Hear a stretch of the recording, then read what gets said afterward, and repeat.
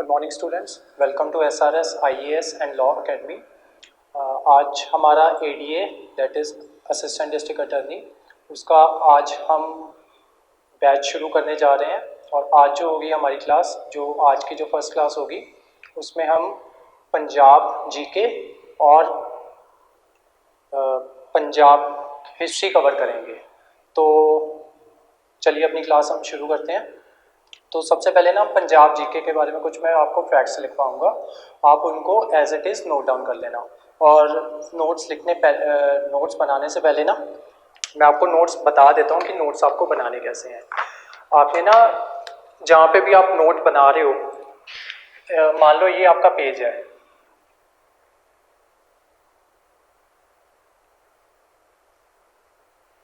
ये पेज है, आपने ना ऐसे करके पेज पे मार्जिन बना लेना है। और जो कुछ भी मैं आपको नोट करवाऊंगा ना, वो आपको इस साइड पे नोट करते जाना है, ठीक है। और उसके रिलेटेड जो भी करंट अफेयर्स आते रहेंगे, ठीक है, वो हम इस साइड पे नोट करते रहेंगे। जब जब जो करंट अफेयर्स आते रहेंगे वो हम इस साइड पे नोट करते रहेंगे। आपको आपके जितने भी जीके के नोट्स हैं ना, या कोई भी स्टैटिक टॉपिक जो भी पार्ट बी में आता है, उसके सारे नोट्स आपको इसी तरीके से बनाने हैं, ठीक है। तो चलिए अब हम शुरू करते हैं। आज ना हम स्टेट प्रोफाइल करेंगे कि जो पंजाब की जो स्टेट प्रोफाइल है वो कैसी है, कि पंजाब की डिवीजन कैसे हुई है,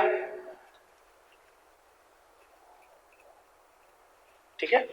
तो सबसे पहले आप हेडिंग बना लीजिए स्टेट प्रोफाइल में जनरल इंफॉर्मेशन। आप ना इनको एज इट इज ही नोट करते जाना। आज ना लिखने वाला थोड़ा ज़्यादा होगा, फैक्चुअल फैक्ट्स ही होंगे, पर पंजाब की जीके जो है ना वो थोड़ी इस तरीके से ही कवर होती है, मतलब उसको कवर करने का कोई और तरीका नहीं है। तो मैं ना आपको जो फैक्ट्स लिखवाता रहूँगा, आप ना वो फैक्ट्स लिखते रहना। इन पे ना डायरेक्ट क्वेश्चंस बन जाते हैं कि जैसे अभी मैं आपको फैक्ट्स लिखवाऊंगा ना, तो मैं आपको साथ साथ बताता भी रहूँगा कि इस पर किस तरीके का क्वेश्चन बन सकता है। तो सबसे पहले आप हेडिंग डालिए, और ना इनके जो नोट्स है ना, ये जैसे आज हम करेंगे ना स्टेट प्रोफाइल, तो ये ना हम 5-6 दिन में ये मिलके कवर करेंगे। मतलब मैं आज आपको इतने फैक्ट्स भी नहीं लिखवाऊंगा कि आपको लर्न करना भी मुश्किल हो जाए। मैं थोड़े से फैक्ट्स लिखवाऊंगा और उसके बाद ना आप पेजेस छोड़ देना। उसके बाद ना हम नेक्स्ट अपना जो पंजाब हिस्ट्री का टॉपिक है ना वो शुरू कर देंगे। मैं आपको बताता रहूँगा साथ में कि कैसे करना है। तो फिलहाल आप टॉपिक जो मेन हेडिंग आप डाल लीजिए। पहली मेन हेडिंग है हमारी स्टेट प्रोफाइल, और उसके अंडर आप सब हेडिंग डाल लो जनरल इंफॉर्मेशन। जैसे ये मेरे नोट्स है ना, ये मेरी मेन हेडिंग है स्टेट प्रोफाइल, और उसके बाद आपने हेडिंग डाल लेनी है जनरल इंफॉर्मेशन। तो उसमें पहला फैक्ट लिखो कि क्रिएशन ऑफ पंजाब, मतलब पंजाब कब क्रिएट होता है। इस पर बहुत बार क्वेश्चन पूछा जा चुका है। अदरवाइज पंजाब के जितने स्टेट के दूसरे एग्जाम्स होते हैं ना, जैसे छोटे मोटे एग्जाम्स हो गए या क्लरिकल एग्जाम्स हो गए, उनमें ये सवाल बहुत बार पूछा जा चुका है। तो आप लिख लो सबसे पहले क्रिएशन ऑफ पंजाब। तो पंजाब क्रिएट किया जाता है 1 नवंबर 1966। और अगर मैं थोड़ा तेज़ हो जाऊं तो आप वीडियो पॉज करके तो आप उसको नोट डाउन कर लीजिएगा, और उसके बाद दोबारा से वीडियो प्ले करके आगे का नोट डाउन कर लीजिएगा। और पंजाब की कैपिटल तो सबको पता ही है, कैपिटल है Chandigarh. Second point, capital Chandigarh. अब थर्ड ना इसकी बाउंड्रीज देख लो कि बाउंड्रीज इसकी किस किस के साथ टच करती हैं। तो जो इसकी इंटरनेशनल बाउंड्री है, ये मैप में देखो, ये जो इसकी इंटरनेशनल बाउंड्री है यहाँ से लेके यहाँ तक, ये सारी टच करती है पाकिस्तान के साथ।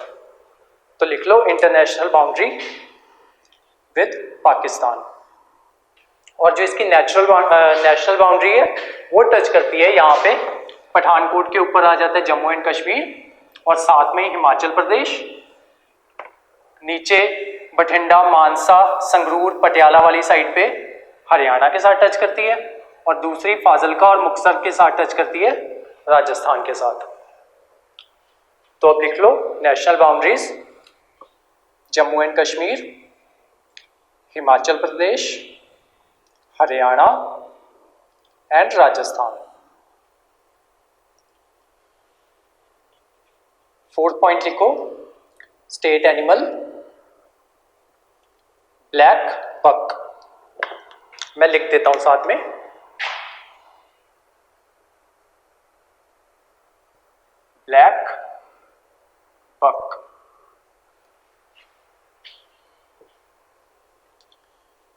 ये एंटेलोप होता है और जो इसका साइंटिफिक नेम है वो है सीरीकैप्रा एल, CERRICAPRAL।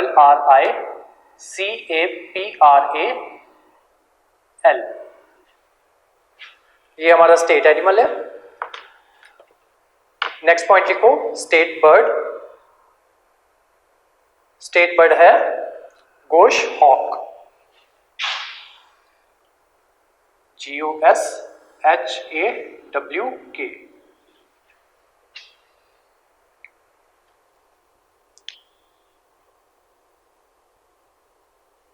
इसका साइंटिफिक नेम है एसिपिटर, ASSIPITER जेंटिलिस, GENTILIS। उसके बाद लिखो स्टेट ट्री। जो हमारा स्टेट ट्री है वो है शीशम, SHISHAM, शीशम। और इसका साइंटिफिक नेम है डालबर्गिया जुवेनाइल सीसो, डालबर्गिया जुवेनाइल सीसो। स्पेलिंग में लिखवा देता हूं आपको, DALBERGIA, डालबर्गिया, जुवेनाइल JUVENILE, सीसो SISSOO। स्टेट लैंग्वेज लिखो, वो सबको पता है पंजाबी है, स्टेट लैंग्वेज पंजाबी। जो हमारी स्टेट की सेक्रेटरीट है वो है चंडीगढ़ में।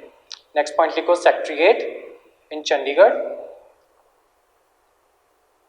उसके बाद लिखो हाई कोर्ट। हमारे हाई कोर्ट का नाम है Punjab and Haryana high court. वो कहां पे पड़ता है? चंडीगढ़ में। इसके बाद लिखो फर्स्ट गवर्नर। हमारे फर्स्ट गवर्नर थे चंदूलाल माधवलाल त्रिवेदी। उसके बाद लिखो first CM doctor Gopichand Bhargava, BHARGAVA।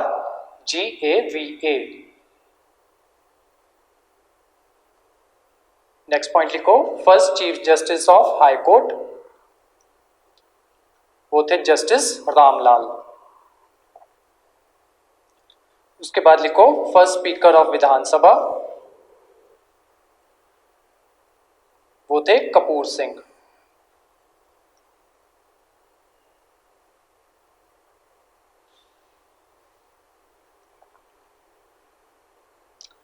अब इसके बाद आपको क्या करना है, वैसे तो मैं भी करवा दूंगा। इसके बाद आपको क्या करना है कि जो हमारे present chief justice of high court है, हमारे प्रेजेंट स्पीकर हैं, हमारे प्रेजेंट गवर्नर हैं और हमारे जो क्या कहते हैं लोकपाल हैं जो पंजाब के, इन चारों के नाम आपको ढूंढ के लिखने हैं। ठीक है, ये आपका होमवर्क है। अगर नहीं होगा तो आप मुझे कमेंट बॉक्स में बता दीजिएगा, मैं कल आपको वो भी करवा दूंगा।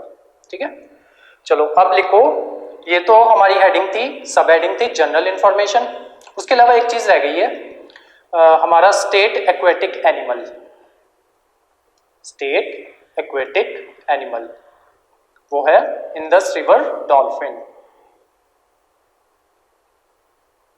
Indus river dolphin.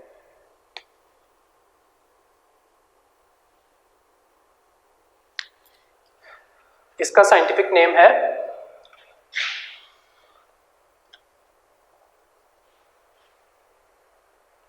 प्लाटानिस्टा गैंगेटिका। स्पेलिंग में बता देता हूं आपको, PLATANISTA, उसके बाद गैंगेटिका GANGATICA।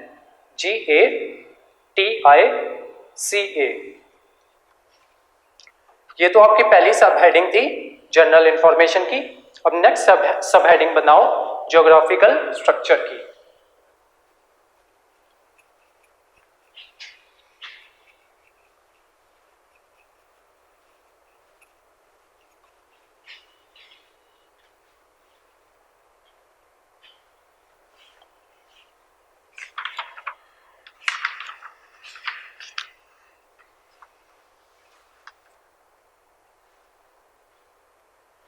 ज्योग्राफिकल स्ट्रक्चर में लिखो ज्योग्राफिकल एरिया।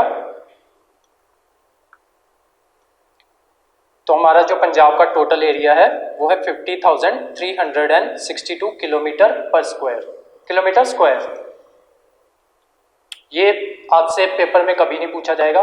पेपर में आपसे ऐसी फिगर्स नहीं पूछी जाती। पेपर में जो आपका क्वेश्चन जो आपको आ सकता है ना, वो आ सकता है कि इंडिया के कंपैरिजन में पंजाब का टोटल एरिया कितना है। तो इसी के ब्रैकेट में लिख लो कि टोटल एरिया पंजाब का, इंडिया का एरिया अगर हम 100% माने तो पंजाब, उसमें पंजाब का एरिया कितना आएगा। तो लिखो 1.54%। ये क्वेश्चन आ सकता है। आपको एरिया नंबर्स में नहीं पूछा जा सकता, आपको एरिया परसेंटेज में पूछा जा सकता है। वैसे ऐसा जितने इसके आने के कोई इतने चांसेस है नहीं, पर फिर भी आप नोट डाउन कर लो।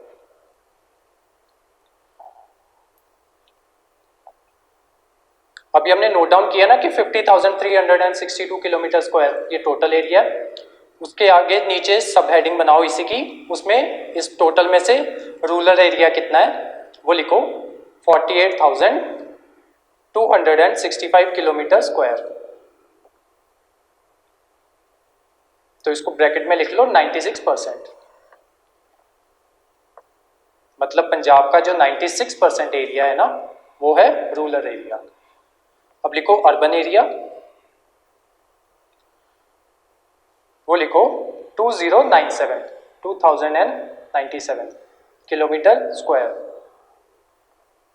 और ये परसेंटेज में लिखो 4%।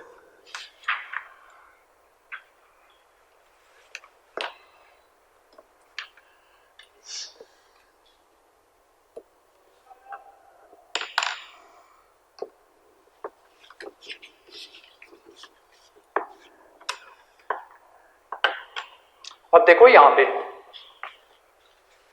ये आपका पंजाब का मैप है। ये ऊपर वाली साइड होता है नॉर्थ, ये साउथ, ये ईस्ट और ये waste.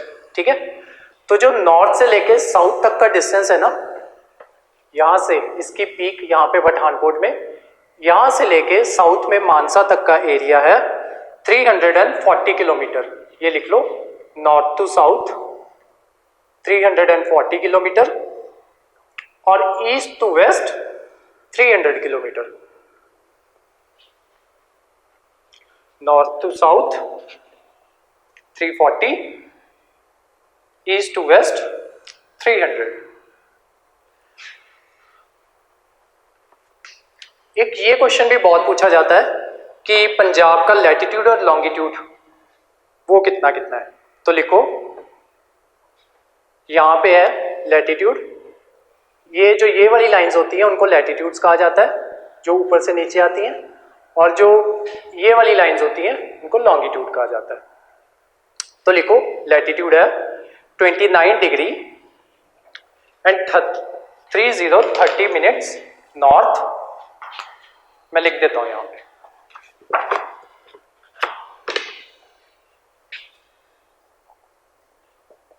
Latitude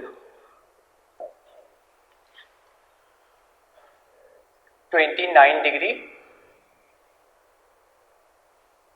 30 minutes north to 32 degree 32 minutes north. और ये बनता कहां कहां पे है वो भी बताता हूं मैं आपको। यहां पे बनता है, इस पॉइंट पे बनता है 29 डिग्री 30 मिनट्स नॉर्थ, और ये जो वाला ये वाला पॉइंट है यहां पे बनता है 32 डिग्री एंड 32 मिनट्स नॉर्थ। ठीक है, अब लिखो लैटिट्यूड लॉन्गिट्यूड।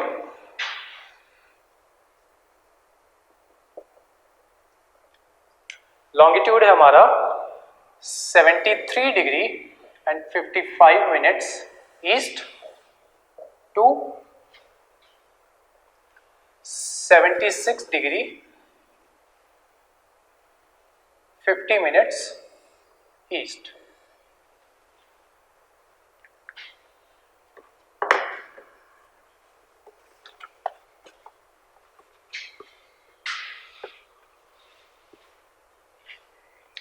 ये जो पॉइंट है, ये आपका पॉइंट है 73 डिग्री 55 मिनट्स ईस्ट, और ये जो इधर वाला पॉइंट है जो पंजाब का बिल्कुल ईस्टर्न मोस्ट पॉइंट है, वो पॉइंट बनता है हमारा 76 डिग्री एंड 50 मिनट्स ईस्ट। ठीक है, नेक्स्ट पॉइंट बनाओ, इसी सब हेडिंग में नेक्स्ट पॉइंट बनाओ। पंजाब का फॉरेस्ट एरिया कितना है, किलोमीटर्स में लिखो 3011 किलोमीटर स्क्वायर। ये क्या है आपका फॉरेस्ट एरिया, और ये टोटल एरिया का बनता है 6%।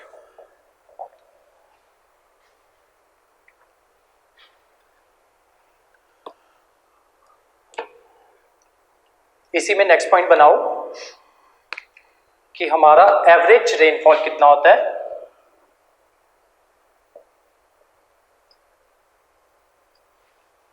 वो होता है 218.9 मिलीमीटर पर ईयर।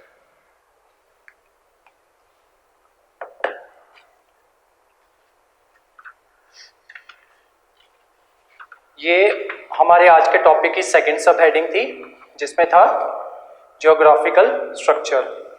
अब थर्ड सब हेडिंग बनाओ एडमिनिस्ट्रेटिव यूनिट्स।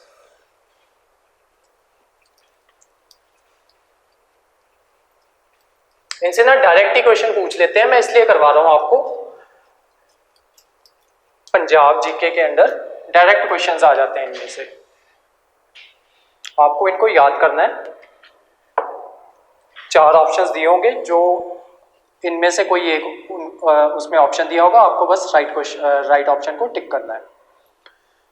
नेक्स्ट सब हेडिंग बनाओ administrative units.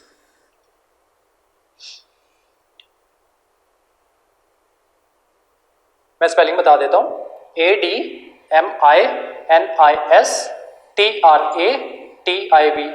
Administrative units, UNITS। First point बनाओ डिविजन्स। तो जो हमारा पंजाब है उसमें 5 डिविजन्स हैं।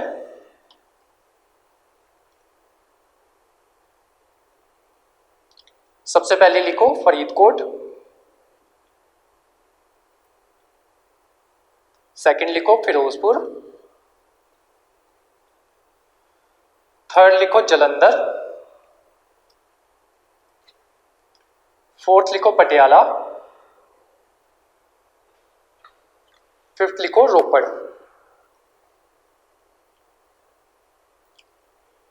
रोपड़ के आगे स्टार मार्क करके एक छोटा सा फैक्ट लिख लो।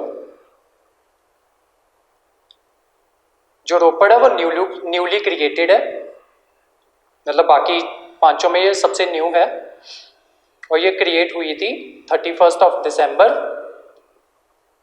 2010 को।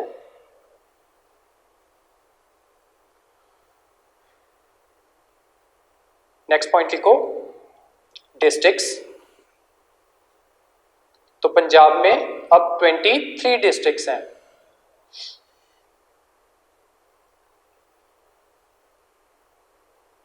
यहां पे स्टार मार्क करो,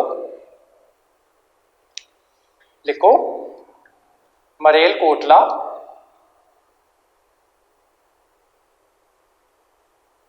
is newly constructed district.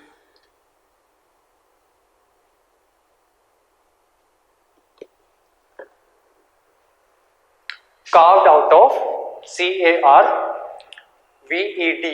carved out of, ये आपका संगरूर है, और संगरूर के ऊपर ये जो स्किन कलर में शो हो रहा है ना, ये मरेलकोटला है, और ये कार्व्ड कहां से किया गया है, संगरूर से।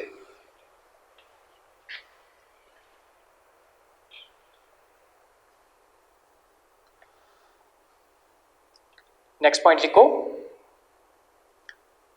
तहसील्स स्लैश सब डिविजन्स।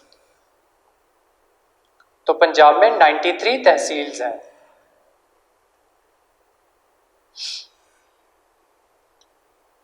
नेक्स्ट लिखो, स्टेट लेजिस्लेचर,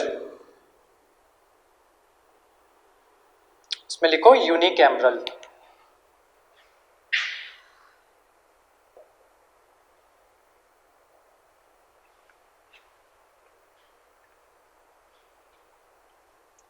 आप सब क्योंकि लॉयर्स हैं तो मैं होप करता हूं कि आपको यूनिकैमरल और बाइकैमरल का मतलब वैसे तो पता होगा। इन केस फिर भी मैं आपको बता देता हूं।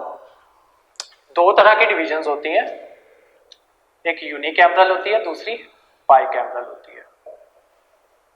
जो हमारा पंजाब है उसकी जो स्टेट लेजिस्लेचर है वो यूनिकैमरल है। यूनिकैमरल का मतलब ये होता है कि जो स्टेट लेजिस्लेचर होगी उसमें एक ही हाउस होगा, ठीक है। और बाइकैमरल का मतलब होता है कि अगर किसी स्टेट लेजिस्लेचर में दो लेजिस्लेचर्स हों, जैसे स्टेट लेजिस्लेटिव असेंबली और स्टेट लेजिस्लेटिव काउंसिल, ठीक है, तो उसको बाइकैमरल कहते हैं। उसके बाद लिखो सब तहसील्स। तहसील्स हमने लिखी थी 93 है। नेक्स्ट पॉइंट लिखो तहसील्स, तहसील्स में लिखो 81।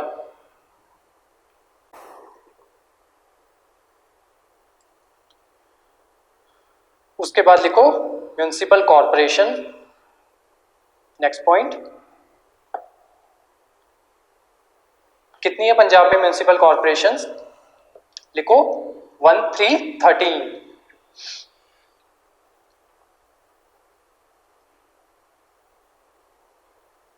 आपको नाम भी लिखते हैं तो मैं लिखवा देता हूं। सबसे पहले लिखो अमृतसर, जलंधर, लुधियाना, पटियाला, बठिंडा, मोहाली, फगवाड़ा, पठानकोट, मोगा, होशियारपुर, बटाला, कपूरथला और लास्ट में लिखो अबोहर।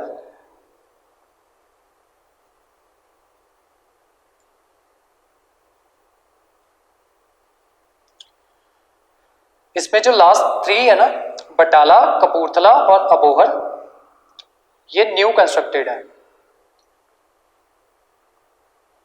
पहले 10 हुआ करती थी, अब 13 है। ये जो लास्ट 3 मैंने लिखवाई, बटाला, कपूरथला और अबोहर, ये न्यूली कंस्ट्रक्टेड है। नेक्स्ट लिखो इसी में एडमिनिस्ट्रेटिव यूनिट्स में लोकसभा कॉन्स्टिट्यूएंसीज।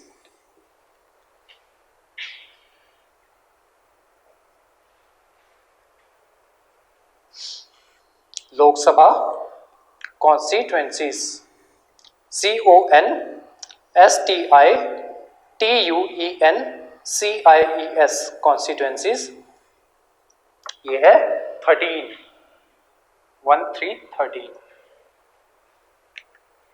नेक्स्ट लिखो राज्यसभा कॉन्स्टिट्यूएंसीज।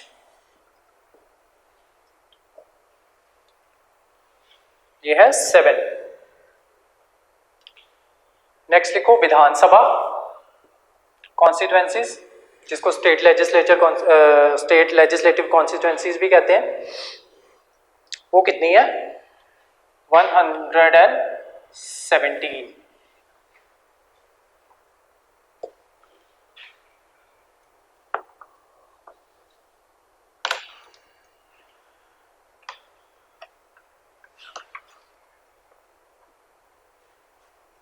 तो जो पंजाब जीके थी ना, उसमें हम आज ये 3 पॉइंट से डिस्कस करेंगे। उसके बाद ना कल हम डिस्कस करेंगे डेमोग्राफी सेंसस, ठीक है। उसके अलावा हम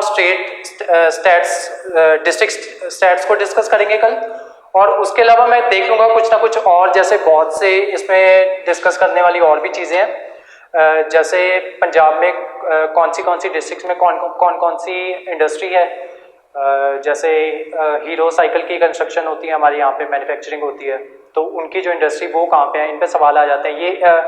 ये चीज़ें ये हमारी कवर होती हैं, ये जो मैं अभी आपको बता रहा था इंडस्ट्री वाली ये कवर होती हैं असल में इकोनॉमिक्स में, ठीक है। तो हम ये वाले फैक्ट्स भी कर लेंगे, ठीक है। और कौन सी डिस्ट्रिक्ट में लिटरेसी रेट कितना है, सेक्स रेशियो कितनी है, ये सारे टॉपिक्स करेंगे कल। तो आज ये वाला टॉपिक यही फिनिश होता है। ये क्योंकि मैं फैक्ट्स लिखवाता रहूंगा ना, तो एक तो आपको ज्यादा याद नहीं होंगे, तो हम इसलिए धीरे धीरे कवर करेंगे इनको, ठीक है। आज मैंने 3 आपको करवा दिए हैं। एक मैंने आपको जनरल इंफॉर्मेशन करवाई, दूसरा मैंने आपको करवाया ज्योग्राफिकल इंफॉर्मेशन करवाई पंजाब के बारे में, और तीसरा करवाया एडमिनिस्ट्रेटिव यूनिट्स, ठीक है। तो अब हम करते हैं हमारे इसमें जो सिलेबस में दिया हुआ है ना, history of Punjab 14th century onwards. तो अब ना हम हिस्ट्री ऑफ पंजाब कवर करने जा रहे हैं, लेकिन ना वो करवाने से पहले ना मैं ना थोड़ा सा ना आपको हिस्ट्री के बारे में बताना चाहता हूँ, एंशिएंट हिस्ट्री के बारे में। वैसे तो सिलेबस में ये चीज़ है नहीं, लेकिन पेपर का कुछ पता नहीं होता। ये मैं करवाने का रीज़न आपको इसलिए बताता हूँ क्योंकि पंजाब में ना कुछ साइट्स मिली हैं, पैलियोलिथिक साइट्स भी, मीजोलिथिक साइट्स भी, मीजोलिथिक साइट कोई नहीं मिली, नियोलिथिक साइट्स मिली हैं, और उसके अलावा इंडस वैली सिविलाइजेशन से रिलेटेड कुछ साइट्स मिली हैं, या उससे रिलेटेड कुछ ना एविडेंसेस मिले हैं। अब जो उनकी डिस्कवरी हुई है ना, वो हुई है लेट उसमें जाके 90s में। तो इस वजह से ना वो हमारे पेपर का पता नहीं होता कि कब कहाँ से क्या चीज़ पूछ ली जाए, तो उसके लिए ना मुझे आपको ये थोड़ा सा करवाना पड़ेगा। अदरवाइज जो हमारा प्रॉपर जो सिलेबस होगा ना, जो 14th सेंचुरी ऑनवर्ड है, वो हम कल से शुरू करेंगे। आज ना मैं आपको थोड़ी सी उसके बारे में ना इंट्रोडक्शन दे देता हूँ कि कहीं उससे सवाल ना आ जाए, ठीक है। तो हमें रिस्क नहीं लेना, तो इस वजह से हम उस चीज़ को भी कवर कर रहे हैं। तो जो हिस्ट्री है ना, उसको 3 पार्ट्स में क्या कहते हैं, हमारी एंशिएंट हिस्ट्री है, उसको 3 पार्ट्स में डिवाइड किया जाता है, जिसको कहते हैं एंशिएंट हिस्ट्री नहीं, सॉरी, जो हमारी स्टोन एज है उसको 3 पार्ट्स में डिवाइड किया जाता है। और मैं ये करवाने का रीजन भी बताऊंगा आपको कि मैंने आपको क्यों करवाया स्टोन एज।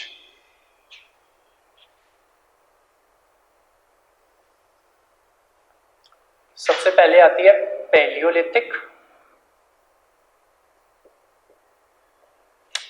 ये जो टॉपिक है ना, ये आप नेक्स्ट पेज पे शुरू करना, उसी के साथ शुरू मत करना।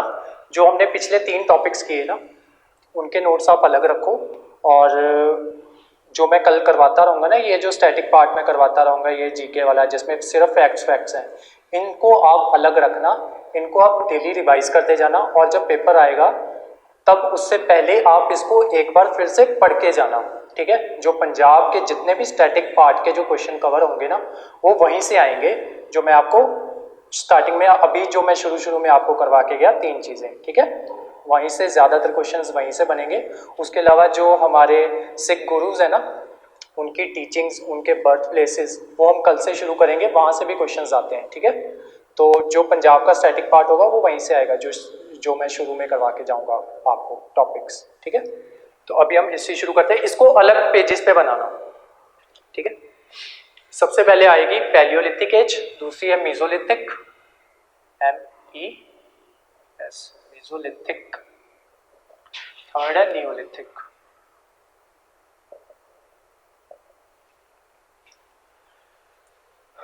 इसके ईयर मैं आपको बताने जा रहा हूँ, आपको याद करने की बिल्कुल ज़रूरत नहीं है, इसको याद मत कीजिएगा। जो चीज़ याद करने वाली होगी उस पे मैं आपको स्टार मार्क करवा दूंगा, उस पर आप स्टार मार्क कर लीजिएगा या उसको सर्कल कर लीजिएगा, ताकि आपको याद रहे कि ये चीज़ मुझे ध्यान से पढ़नी है, ठीक है। तो जो पैलियोलिथिक एज का जो टाइम ड्यूरेशन है वो है 20 लाख BC से 10,000 BC तक।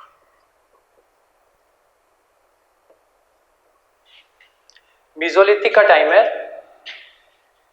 10,000 BC से 8,000 BC तक। BC समझते हो ना, बिफोर क्राइस्ट। नियोलिथिक का टाइम है 8,000 BC से 4,000 BC तक।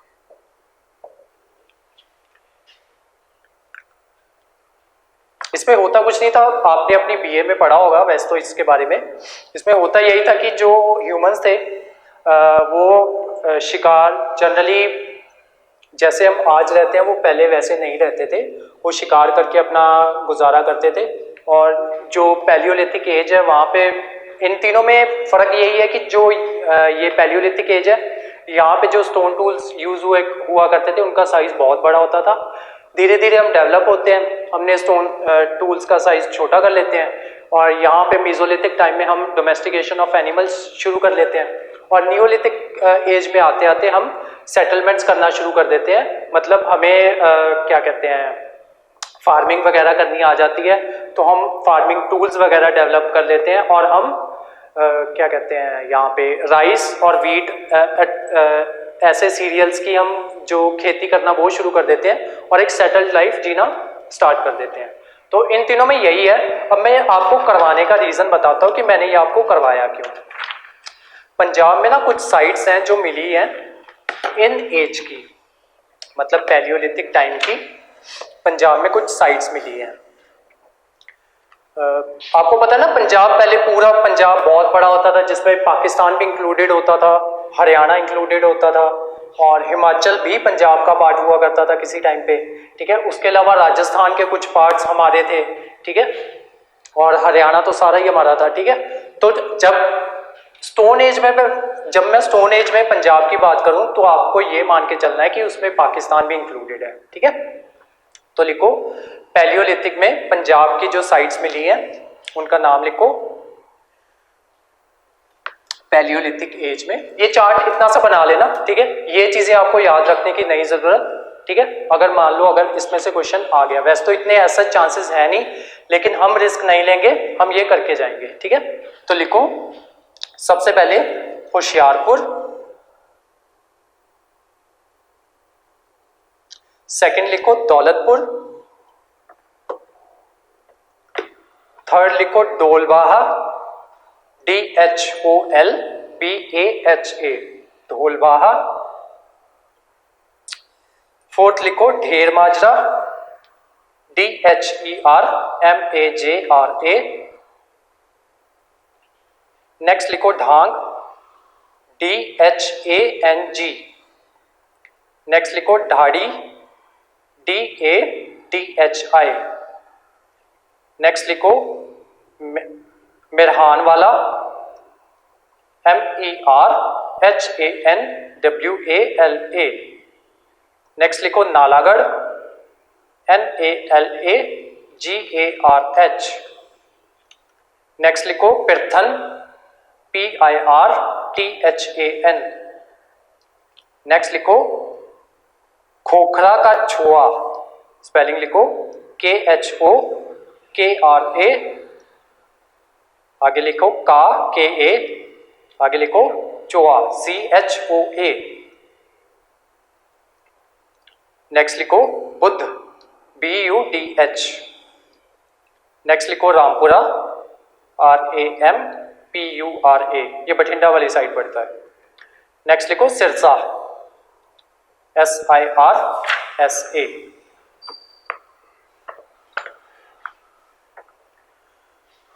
और ऐसा माना जाता है कि जो पैलियोलिथिक एज थी ना, ये वाली एज, वहां पे ऐसा माना जाता है कि जो आज की जो सुखना लेक है ना चंडीगढ़ के पास, जो सुखना लेक है उस लेक में एलिफेंट्स और राइनोसरस मिलते थे,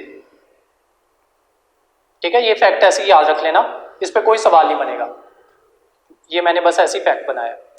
दूसरा लिखो मेसोलिथिक में स्टार मार्क करके लिखो कि पंजाब की कोई भी साइट अभी तक नहीं मिली है मेसोलिथिक एज की। No site in Punjab has so far discovered of this as.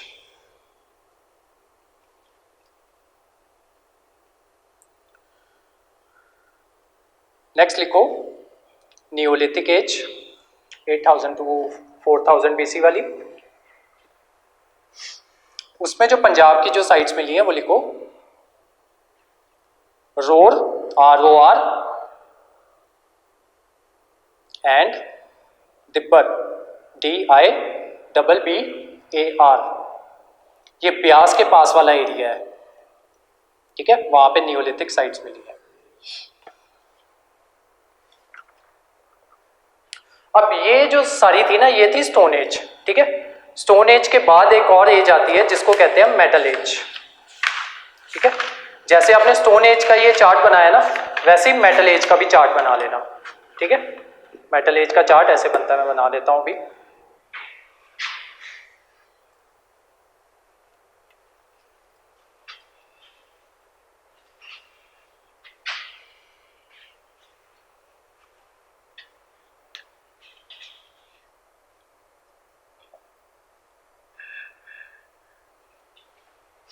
Metal as में सबसे पहले आती है चारकोलिथिक एज,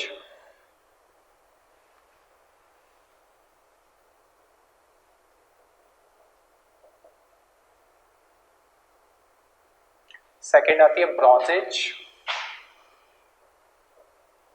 थर्ड आती है आयरन एज। इनके भी ईयर्स आपको याद रखने की जरूरत नहीं है, ना ही इन पे सवाल आएगा ईयर्स पे, फिर भी मैं आपको लिखवा देता हूं। देखो 2800 BC टू 700 BC, इसका लिखो 2600 BC to 1900 BC। Iron age में लिखो 1000 BC टू टिल नाउ। तो जो हमारी अभी जो एज चल रही है वो आयरन एज चल रही है। चारकोलिथिक एज में ना एक फैक्ट नोट कर लो कि चारकोलिथिक एज में ना जो फैक्ट लिखना है वो ये लिखना है आपको कि जो फर्स्ट मेटल जो फॉर्म किया गया था ह्यूमंस के द्वारा वो था कॉपर, ठीक है। इसलिए इसको कॉपर एज भी कहा जाता है।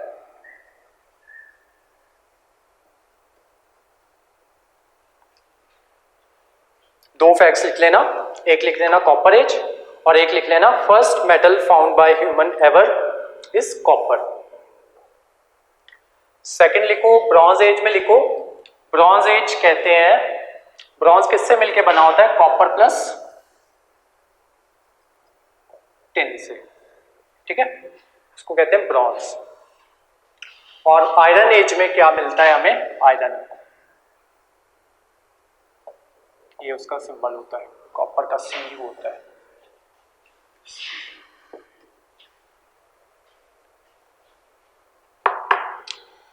इनके ईयर्स पे आपको क्वेश्चन नहीं आएगा, अगर क्वेश्चन आना होगा, ठीक है, जो मोस्ट प्रोबेबली आ सकता है आपको क्वेश्चन, वो आ सकता है कॉपर एज किस एज को कहते हैं, या फिर ब्रॉन्ज एज किस एज को कहते हैं, या फिर ब्रॉन्ज किससे मिलके बना होता है, ठीक है। ये जो मोस्ट पॉसिबल क्वेश्चंस हैं वो ये हैं आपके। और जो हमारी हड़प्पा सिविलाइजेशन है वो ब्रॉन्ज एज का पार्ट है, ठीक है, इसका पार्ट है हड़प्पा सिविलाइजेशन। तो जो पंजाब है ना उसमें हड़प्पा सिविलाइजेशन के कुछ एविडेंसेस मिले हैं, तो वो कौन कौन सी डिस्ट्रिक्ट में मिले हैं वो लिख लो आप। उससे पहले चारकोलिथिक में लिख लो, इधर जो डिस्ट्रिक्ट में जो एविडेंसेस मिले हैं वो मिले हैं चंडीगढ़ में।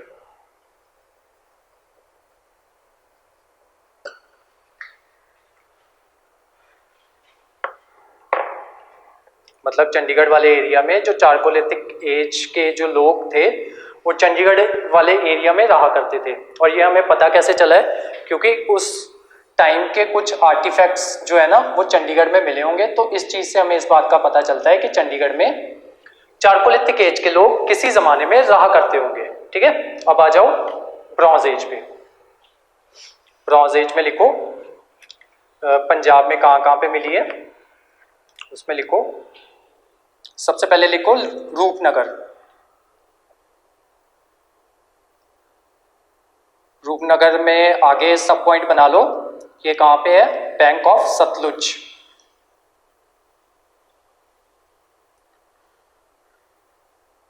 उसके बाद लिखो एक्सकावेटेड बाय वाई.डी. शर्मा।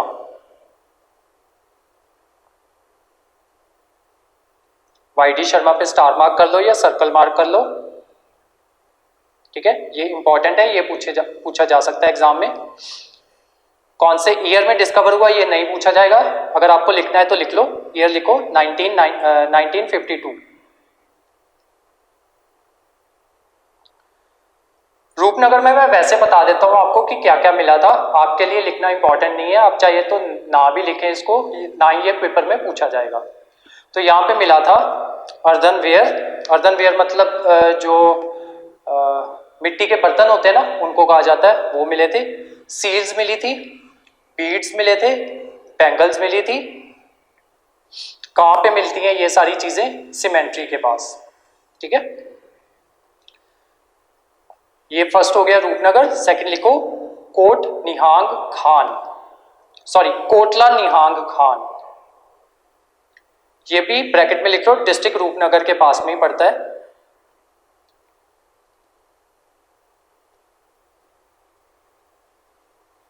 ये डिस्कवर होता है 1929 में। नेक्स्ट लिखो ढेर माजरा, ये भी डिस्ट्रिक्ट रूपनगर में ही पड़ता है। नेक्स्ट लिखो बारा, BARA, ये भी डिस्ट्रिक्ट रूपनगर में पड़ता है। फिफ्थ लिखो रोहिरा, ROHIRA, ये पड़ता है डिस्ट्रिक्ट संगरूर में।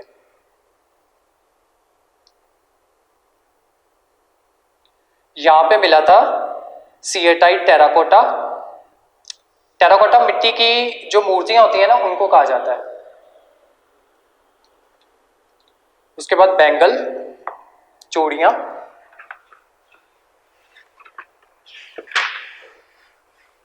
नेक्स्ट लिखो, नेक्स्ट साइट का नाम लिखो, सिक्स्थ है संघोल, SANGHOL, संघोल, ये है डिस्ट्रिक्ट फतेहगढ़ साहिब में।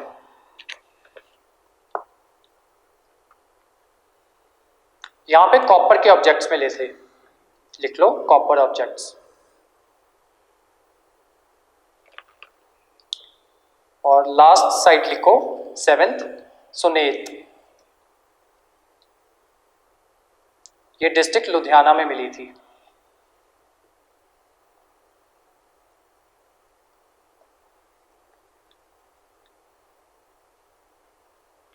यहां पे क्या क्या मिला था वो लिख लो, number of important seals, coins, सिक्के, coins, human and animal figurines, मतलब ह्यूमन और एनिमल की जो टेराकोटा फिगर्स है ना वो मिली थी।